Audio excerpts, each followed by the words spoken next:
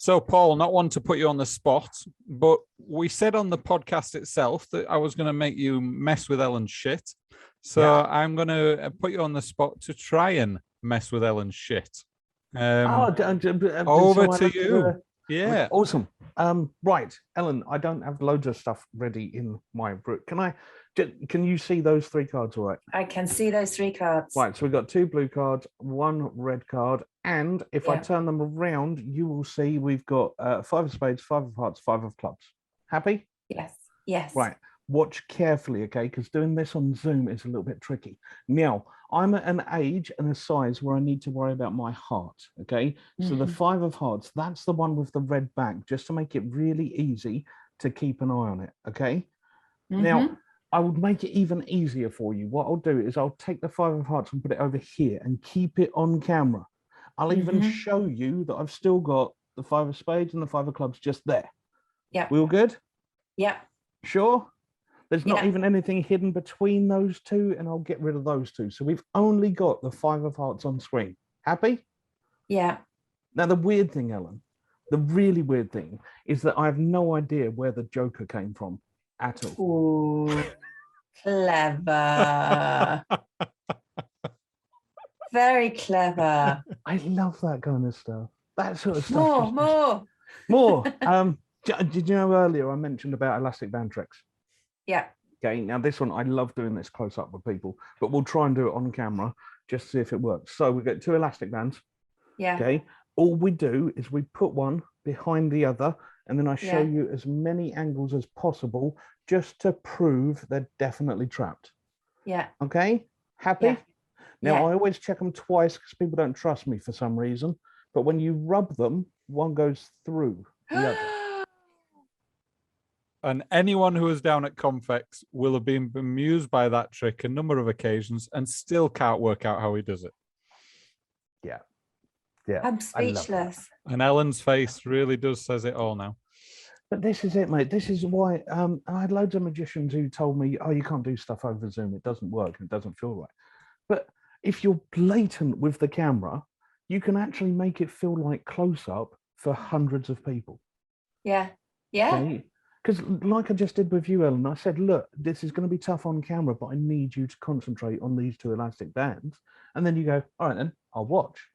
And then as long as you keep it on camera as much as possible, if I'd got those elastic bands and gone, and now they come apart, you'd have gone, oh, when off camera, that was crap. Okay. But because I kept everything right here in this little rectangle, your brain just went, what the hell? That's not possible. You see, I'm going to be wasting the rest of my day with 2 elastic bands. It's all right. Look, all you do when you get the 2 elastic bands, remember, put one behind the other. You've got to do the first check to make sure they're trapped. Happy? And you've got to do the second check. And I'll tell you the secret, okay? It's just here. When you rub it, they just magically go through.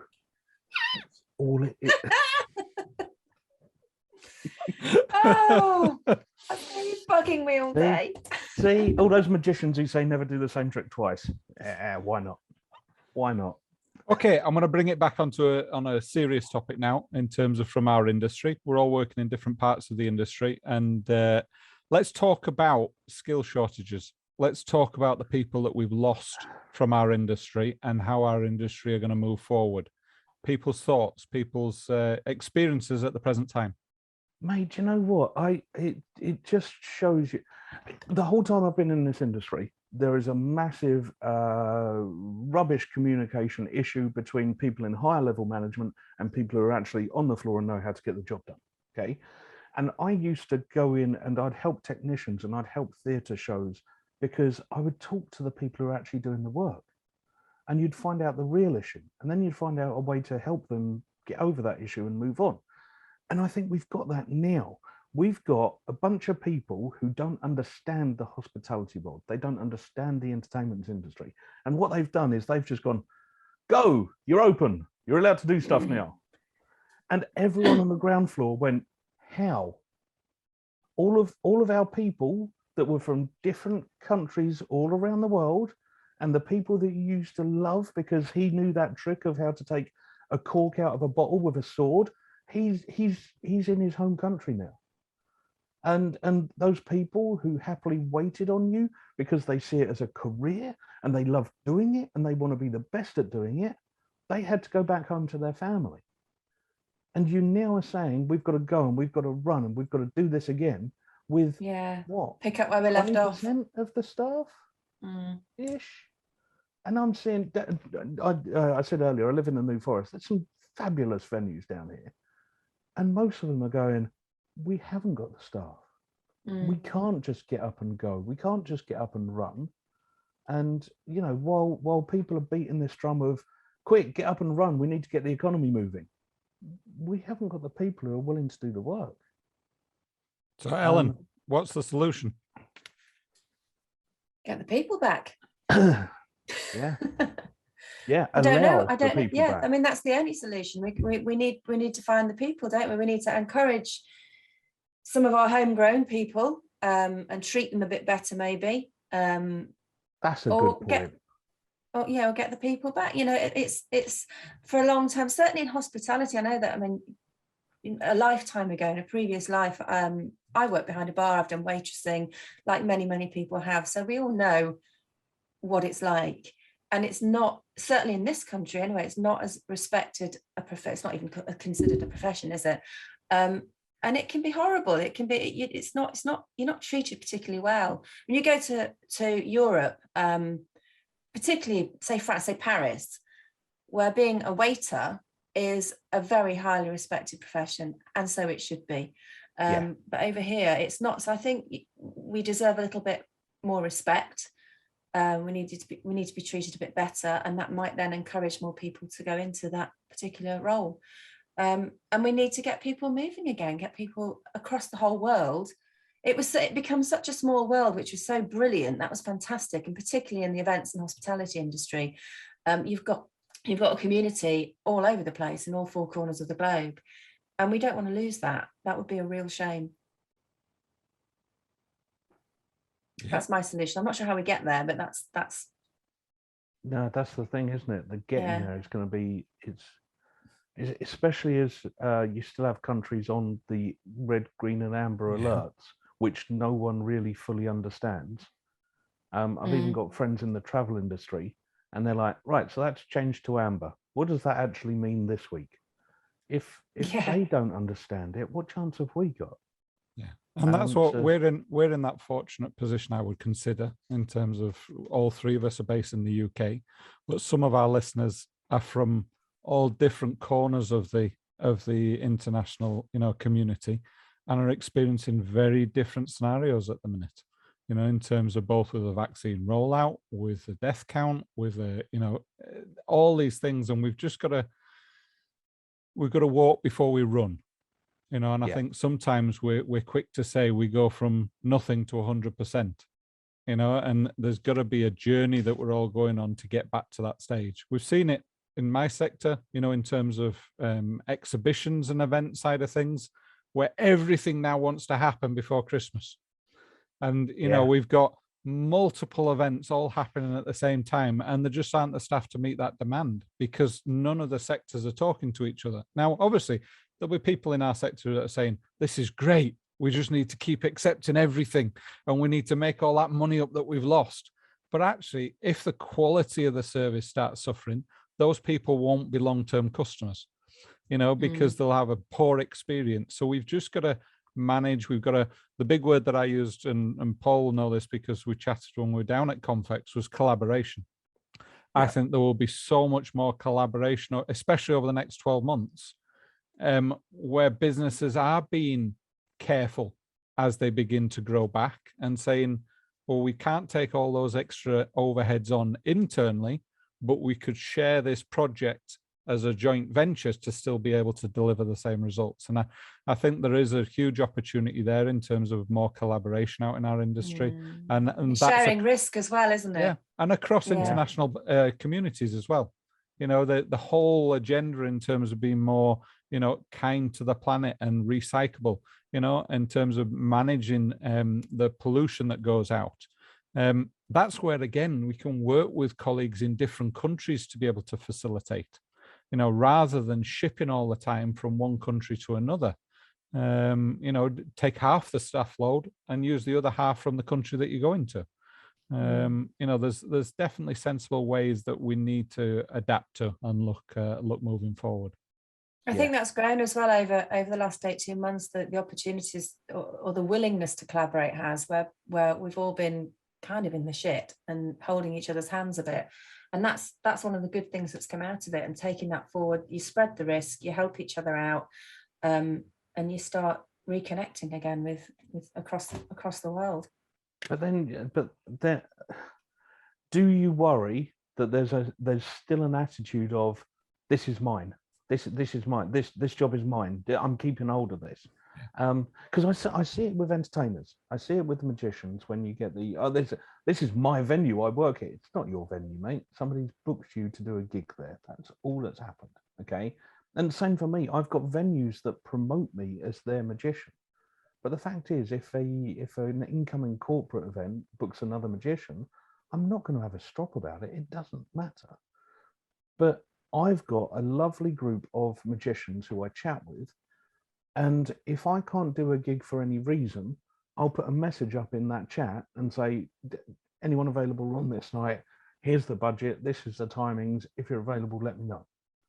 Okay. And it works. It works really well for us because none of us take the mick. But then on the flip side, I went to a networking event. This was a good few years ago now. I went to a networking event. I was booked in to go to it. People knew I was going. Another magician booked in to go to it. He found out that I was going, and then he refused to go. Because, well, Paul Newton's there. Paul Newton's already known by them. Why would I go there as well? But the stupid thing is that this guy didn't know is actually I wanted to see him perform. Because if I'd seen him perform, I could have recommended him to gigs that I can't do. Yeah. And because he had that attitude of, no, I'm not doing my stuff in front of another magician, mate, you've probably lost out on thousands of pounds worth of work because I would have brought you into that little gang of people that trust each other and pass each other work. But I don't know. I'm just worried that attitude will come back. I really am. Yeah. It'd be disappointing to see so much of the networking and the real positivity that has come, because there have been huge positives through this real critical time. It would be disappointing to see that some of that creeps back, you know, because there was an element of it before, you know, there was an element, you know, that people had to be, let's be honest, at times, sometimes you do have to think about the people that you're employing and thinking, shit, we need to make sure we keep this because I've got this overhead to pay. I've got all these families to, you know, to look after in terms of as my employees. You know, you do build your extended family sometimes when you own a business. You know, then if you're doing it well, they're not just employees. You know, they do become part of your extended family. So it is quite a difficult thing to balance. And I think the people that do it well do get that balance right. Yeah, true. Right. So the final one, because we can't end on a challenging question. So the final one for the next 3 months, let's say we're moving up towards Christmas. I saw a post the other day in terms of, you know, we are getting very close. How has that come around so quickly? So come on then, what's on your Christmas list? Oh, what, as in what presents do we want? What's on your Christmas list? Wow. You know what? This year I'll just be happy to be able to pay my bills. Yeah. But be happy to have a Christmas, to be able to go out and be with people. Wouldn't it be great if it snowed on Christmas Day? Oh, that's what I want. Proper magical again, wouldn't it? Yeah. And to be able to see my extended family. My dad hasn't seen my daughter for nearly 2 years. You know, by that point, because he's at an age where it's like I'm seeing a lot of people, and I don't want a chance giving something to my dad. Yeah. So being able to have a proper big family Christmas, that's all I want this year. If that can happen, I'll be a very happy Paulie. I think that's a great way to finish this bit. Oh, hang on a minute. What about you? What about you? Yeah, you What got to about tell me? us what you want, dude. Well, I'm just the question master. You know, I don't have to. I don't No, have to no, chip no, in. no, no. No. What do I want? Well, I told my brother and sister this week, this is how old and sad I am getting. I'm back in the car more, I'm traveling more. And I said to them, an audiobook subscription. Now, how boring does that sound? But I love enriching my mind with other people's memoirs and autobiographies and things like that. And the best time I manage to do that is when I'm traveling. So yeah, that's for me in terms of audiobook subscription. You might say you feel old and boring with that, but my brain just went, that sounds awesome. Jack, have you read Michael J. Fox's autobiography? I don't read, mate. I don't have time to sit and read. Have you listened? I haven't listened to it yet. No. It's worth it. It's well worth it. Yeah. Go and I was going to say, go and have a look. Go and have a listen to that. I will. It'll be on one of my first ones, mate, on your recommendation. All right. Thanks ever so much, mate. Thank you, Ellan, as always. Paul, you've been a superstar, and I look forward to catching up soon, mate. Guys, seriously, thank you so much for letting me come on this. This has been far too much fun. I like this stuff. Thanks, Paul. It's been a joy. Awesome. And don't think about the elastic bands too much, Ellan.